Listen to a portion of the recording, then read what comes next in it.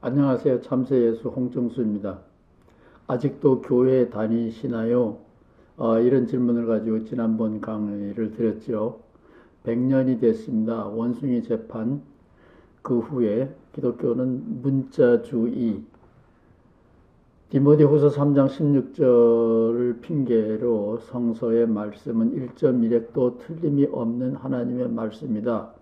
이런 황당한 이야기를 정착시키게 됐고, 한때는 진보주의였던 한국감리교회도 근본주의로 회귀했다. 따라서 청년들이 감리교회를 떠난다라는 것은 누구도 막을 수 없는 이상한 형국에 도달했다. 그러나 저는 아직도 감리교회를 사랑하고 기회가 있으면 감리교회를 나갑니다. 감리교회 교파가 중요한 것이 아니고, 저는 예수를 믿는 교회가 있으면 그 교회에 나갈 겁니다. 예수가 아니고 그리스도를 믿는 교회들은 많이 있습니다. 제가 오늘 아침에 침례교회에 대하여서도 공부를 좀 했습니다. 한국 침례교회, 성서침례교회, 정확하게 말하면 성서침례교회는 갈릴리 예수를 알지도 못하고 믿지도 않더라고요.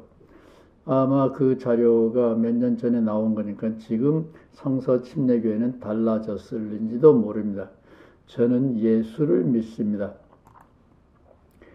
제가 예수를 믿는 이유는 예수님은 굉장히 현실적인 스승이기 때문에 그렇습니다. 오늘은 누가복음 16장 8절에 있는 예수님의 말씀을 읽어드립니다. 주인은 그 불의한 청지기를 칭찬하였다. 세상의 아들을 칭찬하였다. 그런 겁니다. 교회 다니는 사람이 아니라 세상의 사람을 칭찬하였다. 왜냐하면 그가 슬기롭게 대처하였기 때문이다. 이 세상의 자녀들이 자기네끼리 거래하는 데는 빛의 자녀들, 기독교인들보다 훨씬 더 슬기롭다. 누가복음 16장 8절에 있는 말씀입니다. 예수님이 직접 하신 말씀이 아닐 수도 있습니다. 그거는 성경 이야기고 오늘 우리들의 현실의 이야기를 한번 해보죠. 예수 추종자가 된 저의 첫 출발점을 알게 됐는데, 그동안에 잊어버리고 있었는데, 이 숫자가 잘못됐어요. 제 손가락이 잘못됐습니다. 제가 그런 거 아닙니다. 2025년 1월 15일 윤석열 선생이 영상 메시지를 공개했습니다. 한국에는 법이 무너졌다. 저는 한국의 법이 무너졌는지는 잘 모르지만 한국 감리교회는 법이 무너졌다. 전통도 무너졌다. 성경의 권위도 무너졌다. 저는 동감합니다. 그러나 저는 아직도 예수를 믿고 따르고 예수 믿는 교회에 나가고 싶습니다. 이 세속의 사건 때문에 제가 왜 예수님을 좋아하게 됐는지 정신이 번쩍 들었어요. 알게 됐습니다. 지난 25년 1월 15일 날 무혈 입성, 평화로운 윤석열 씨의 체포 사건을 무혈 입성이다 이렇게 표현했는데, 그 사건의 배경에는 강경파 경호원들이 아무리 난리를 치더라도 그게 거기에 속해 있는 경호원들, 젊은 청년들이 명령 불복종했다 그런 겁니다. 대한민국에서는 오직 합법적인 명령만 권위를 갖는다. 그래서 상관의 명령에 대하여 불복종하는 사건이 2025년 1월 15일 날 일어났습니다. 명령 불복종은 예전에는 항명죄, 신성모독죄, 용서받을 수 없는 죄였는데, 전두환 씨 사건 때문에 박종철 씨가 고문당하여 죽은 사건이죠. 전두환 씨 시절에 있었던 일을 회고하면서 상관의 명령이라고 할지라도 박정철 씨를 고문한 처형을 받았습니다. 얼마 전에 박정훈 대령도 항명죄 때문에 감옥에 갈 뻔했는데 풀려났습니다. 대한민국 정수라 씨의 노래가 있습니다. 제가 노래를 잘하면 좀 불러드릴 텐데 대한민국 대한민국 자랑스러운 대한민국입니다. 여러분, 대한민국 국민이라는 거, 이 시대의 대한민국 국민이라는 거 참 자랑스러워 해야 됩니다. 이유는 젊은이들이 의식이 바짝 살아있기 때문에 그렇습니다. 항명죄를 두려워하지 않는 양심의 자유를 실천하는 젊은이들이 생겨났습니다. 그런데 교회는 양심의 자유를 인정하지 않습니다. 평신도들만이 아니라 목사님들의 양심의 자유도 한국감리교회는 인정하지 않습니다. 그러니 대한민국 자랑스러운 대한민국입니다. 이 사건을 보면서 저는 계시를 받았습니다. 십자가를 보고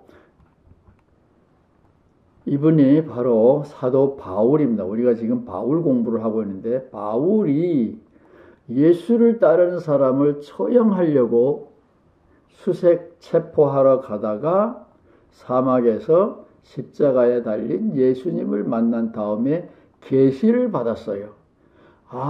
명령대로 사는 것은 치사하고 어린 아이구나. 항명죄를 저지른 예수가 나의 메시아구나. 나를 해방시키는 자이구나. 항명죄를 저지른 예수님을 발견하고 하늘의 계시를 받았습니다. 불복종의 자유. 대한민국 청년들이 지금 그것을 실천하고 있습니다. 놀라운 사건이 아닙니까?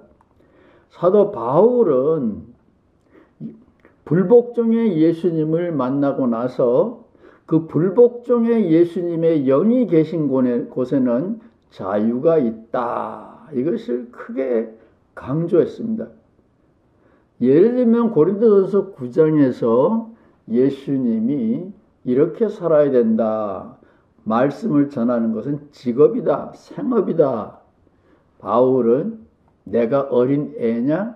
예수님이 구약 성서 계율에 대하여도 나는 양심의 자유가 있어 항명죄 두려워하지 않아 한 것처럼 이 사도 바울은 예수님의 명령에 대하여도 나는 불복종의 자유가 있어 내 양심이 허락하는 것만 예수님의 말씀을 따를 거야.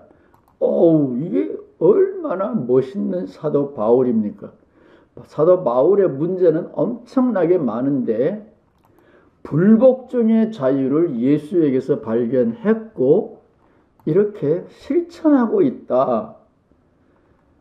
저는 제가 왜 예수를 다시 믿게 됐는지 이유를 알게 됐어요. 마가복음 7장에 보면 예수님이 그 당시의 정설, 정법, 계율, 원칙에 대하여 엿먹어라. 항명죄를 두려워하지 않는 장면이 마가복음 7장에 이미 나옵니다.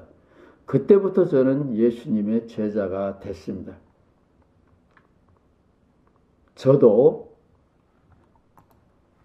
대한민국 청년들이 상관의 명령에 저항하는 것을 보고 저도 계시를 받았습니다. 불복종의 자유입니다.